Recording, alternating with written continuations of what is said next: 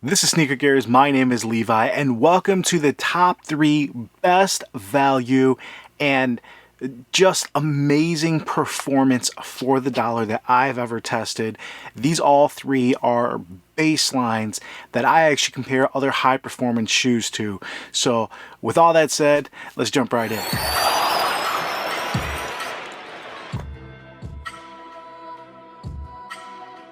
If this is your first time watching the channel, hopefully this, guys, it helps you out. Please consider subscribing and giving it a thumbs up after the video if it helps you, and putting your comments down below with what you want to see or how I can help you out. So we have 3 shoes here today, and hopefully you can take a look here. You can see them in the back, and there's kind of an order, but there's also a big difference in how they're ranked. So we're going to start with number 3, and it's only number 3 because, forgive me here, I don't want my shoes to fall, it's hard to get. They stopped making it, and that's the CP312. So the CP312 was not last year's model, but the year before. So this is a very hard to find model. I believe it was 115 new. I was able to get it for $45. Now, depending on the colorways you got, they actually all came with this amazing knit upper, which I love. Very wide foot friendly. You can go true to size, but depending on the colorway, especially this one, it did come with a leather, or maybe it's a fake leather, but it does feel premium.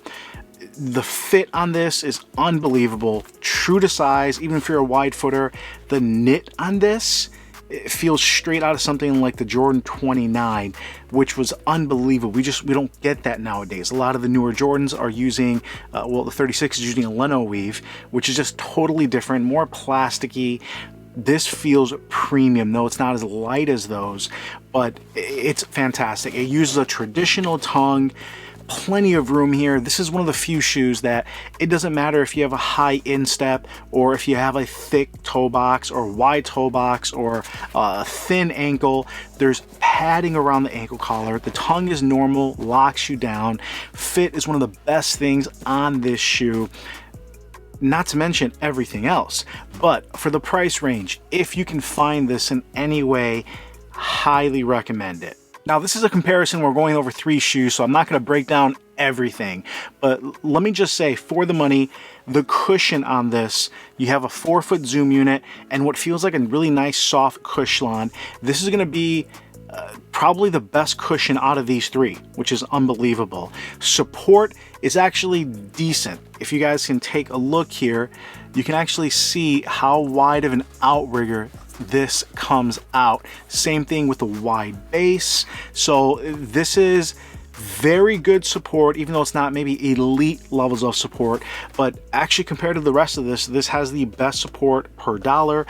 Again, you can spend more money and get more support, but this has been a shoe that I've used as a baseline for almost all my tests.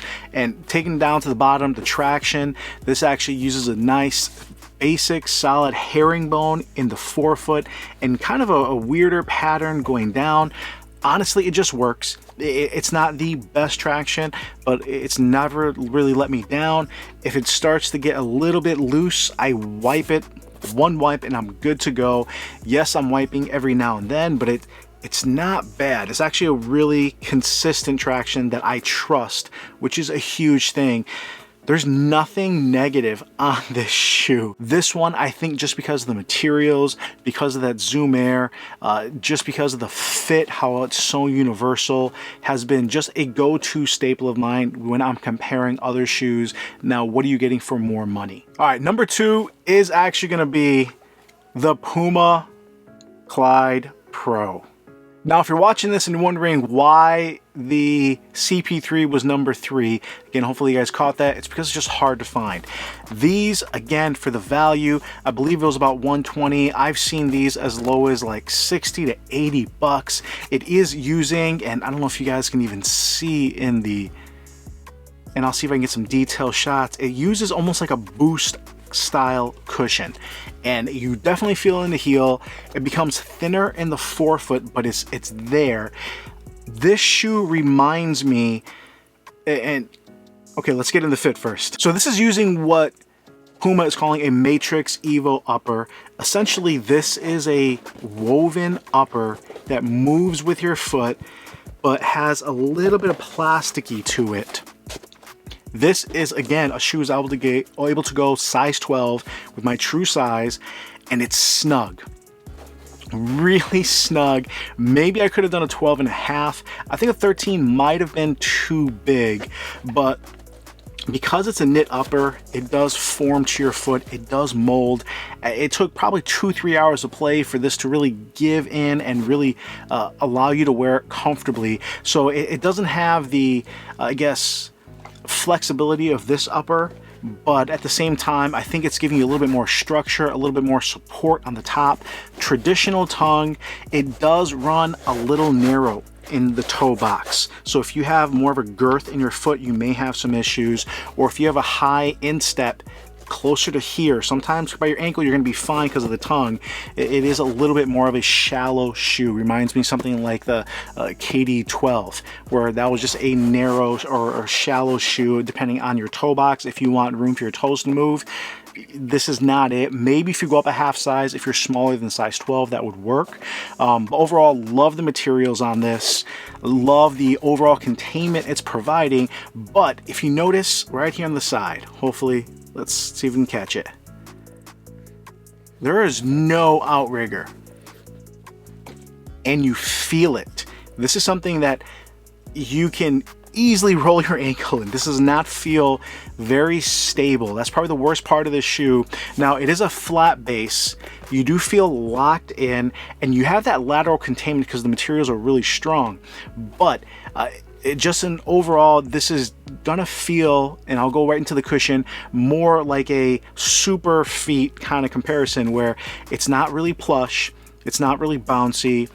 You definitely have some court feel, but you're protected, but you really almost feel like you're playing barefoot in this shoe, except your feet happen to have some good traction and you're locking in, and it's a very natural feeling. And honestly, reminds me a lot of the Kobe 9. Now, if that sounds like high praise, it's because it is. When I first put these on, the way it felt, the Kobe 9s always felt like I was barefoot, but my foot had superpowers, right? Now, this does not have this traction by any means. This is another solid traction that works, but it's not great. And especially with the new Fusion Nitro and the new Pumas, they really up the quality of their traction. It uses a softer rubber, but this traction pattern, if you take a look at it, it's okay. It works. It's very tightly spaced. I feel like I'm wiping more often than not, and depending on the court, it ends up being really good to just okay. So I think I did like the CP3 a little bit better than this traction. So obviously not the same thing. This has a giant outrigger and carbon fiber, and the support on this is literally one of the best ever made. So no, you're not getting the support, but where it comes into play is just that upper, that fit, the way it feels like it's holding you in place, and the cushion. It's not as good as the Lunar, but it's close. You have a nice plush heel, and that forefoot just feels just enough. Now again, for me, being a bigger guy, I'm about 240 pounds, this is not quite enough cushion, and I say that it's just enough. So if I'm just enjoying playing, I think I like a little bit more cushion. If I'm just tossing these on, I think they look good. They're light. The fit is great. I can play in these. Depending how I land, if I'm coming from a jump, I do feel a little bit of shock on these. But again, I'm a bigger guy. I think the majority of the players out there, this cushion is going to be just perfect. If you're 220, 200 or under, I think you're going to love these. All right, and the number one value shoe, and this is one it's not harder to find, but you do need to look for it, is going to be a sleeper, one that I was not going to get, and it's only because of you guys, my subscribers, in the comments below saying, hey, are you going to check this out? Hitting me up on Instagram at Sneaker Gears, and I thank you guys. Thank you for kind of pushing me, asking me, and that's the Under Armour Spawn 3. I was able to get this shoe on sale with my second pair of Curry 8s, which I think, again, please watch that video, the Curry 8. I think is the best all-around shoe you can buy. I was able to get both of these for $160.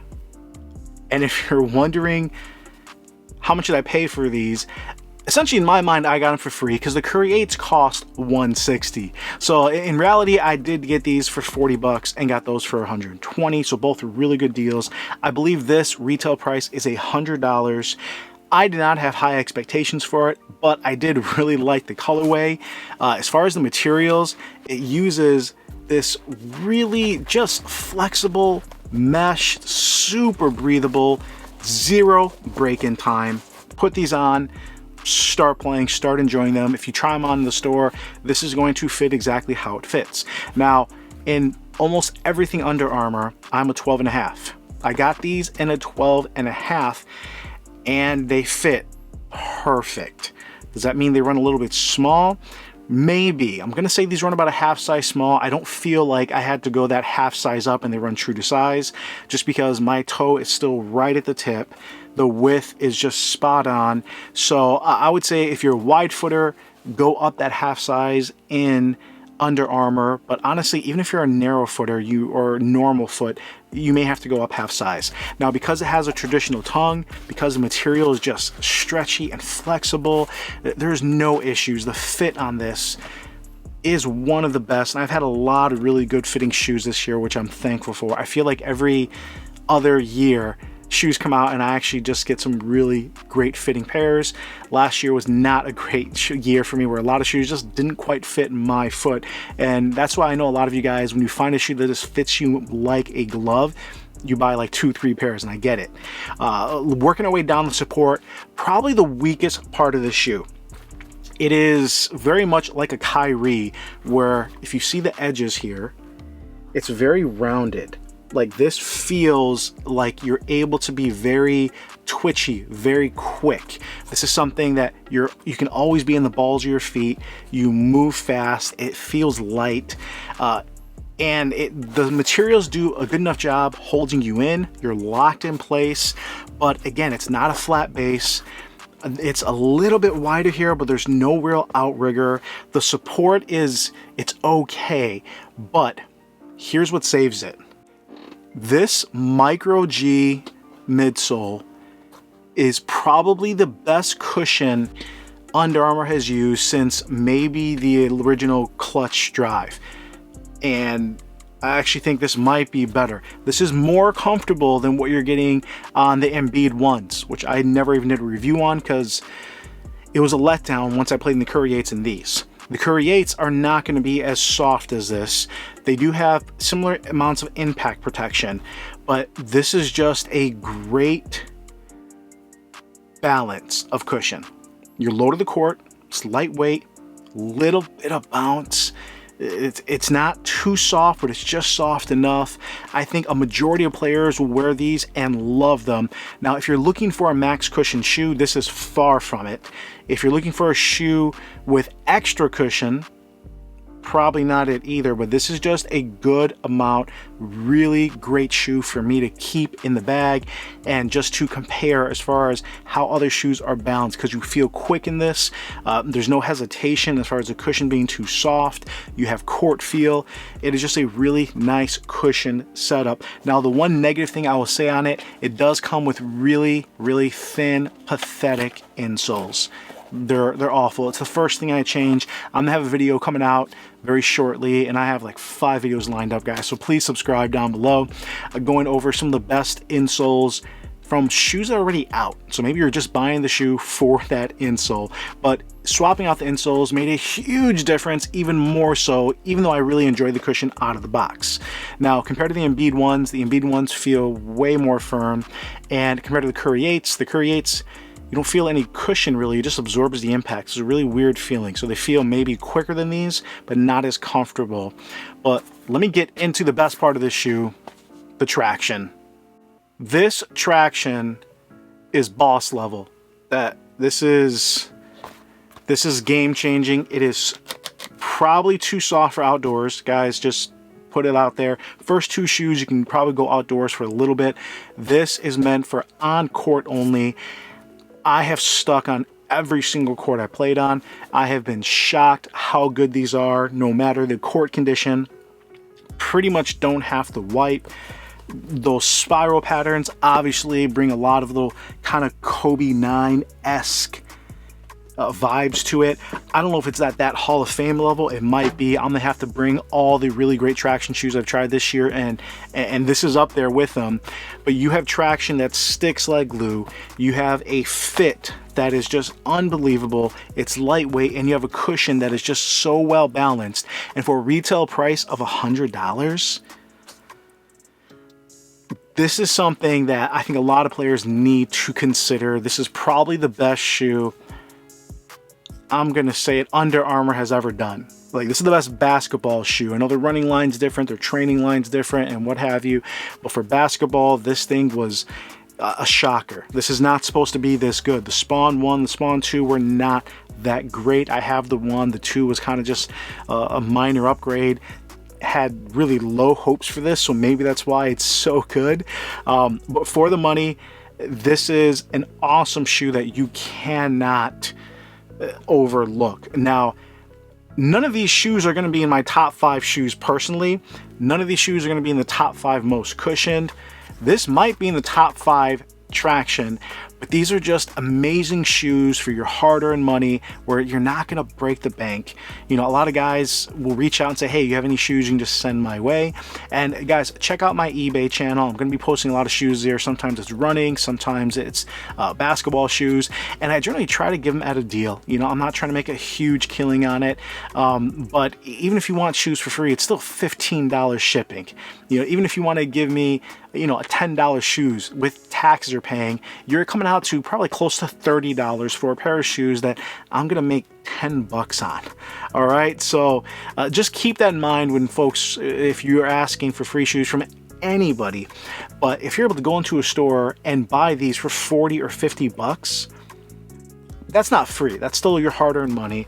But honestly, you are getting some incredible shoes, specifically these two that you can buy now at most stores. I'll do my best to put some links down in the descriptions below. The CP3, I totally understand. This is going to be something that's harder to find. This is going to be more of a StockX, GOAT, eBay find. But if you do find it, if you have access to one, pick it up. I can highly recommend it.